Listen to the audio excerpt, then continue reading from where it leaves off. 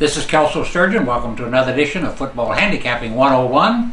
Once again, we have a lot to talk about, going through several issues today, and in the end, I'm coming up with a free winner, a game I think will march right to the man just for you.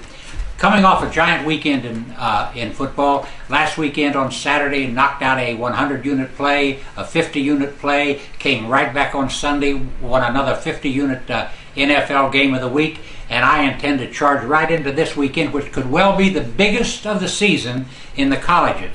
Listen carefully. On Saturday, I'm kicking off my November to Remember program. It's a 31-day program, and it begins with a 250-unit Grand Slam TV marquee parlay. Now get this. You'll get a 50-unit play on Arkansas at South Carolina, a 50-unit play on Alabama at LSU, a 50-unit play on TCU at Utah, and then a 50-unit play on Hawaii at Boise State. And then we'll close it out with the bank breaker of all time, a 50-unit 4-team parlay on the 4 winners at odds of 10 to 1.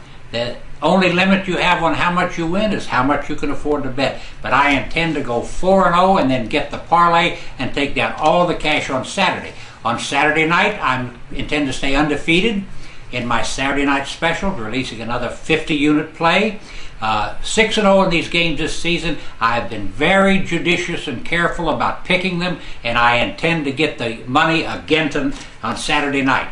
Another 50-unit Saturday night special in the colleges. On Sunday, right back with another 50-unit play, my NFL game of the week.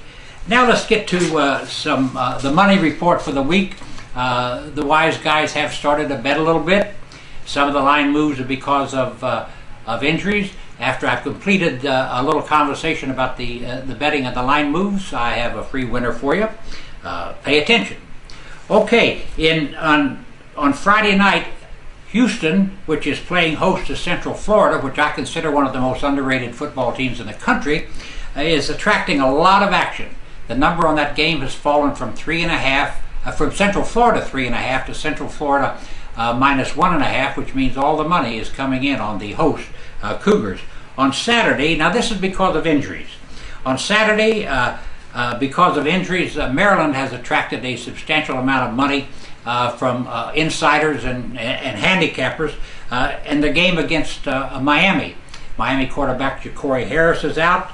Starting running back Damian Berry is probably out. And on the basis of those 2 injuries and the fact that Maryland does have a suspiciously good record, and I say suspicious because I don't think they're as good as that record, but still the numbers in play here. Miami was a 11.5-point favorite when this game opened, when it was announced that Harris and Berry were probably going to, that the Harris is definitely out and Berry was probably out. That number dropped to 11, and I figure it'll go down. Virginia is getting substantial action in its game against Duke. The Blue Devils opened it as a 1-point favorite. Just before we started on this video, that number moved to Virginia 1.5, a shift of 2.5 points, and that is wise guy money. Oregon jumped from 27.5 to 35.5 just on the news that Washington quarterback Jake Locker would not play. I think that was a big jump on the basis of one guy being out, but Locker is the key to the Washington offense. Myself, I'm a big Oregon fan. I've cashed a lot of tickets on Oregon this season, but personally, I'm going to stay away from this ball game. I don't like the number for reasons I can't explain. You know, Tennessee has been heavily bet at Memphis. This game opened at Tennessee minus 18.5. It's now Tennessee minus 20.5 and 21.5 in some places.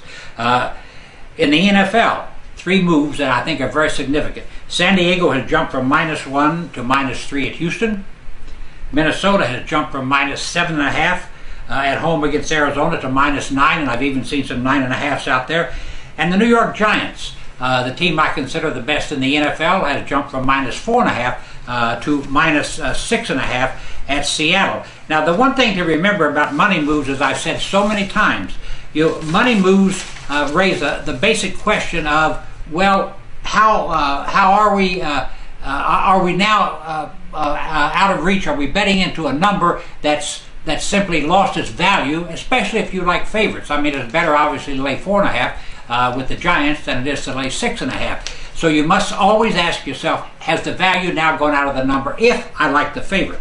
Also of note, just remember, as I've said on this report before, you have a situation in money games where the flow of money and the money move is right exactly 50% of the time.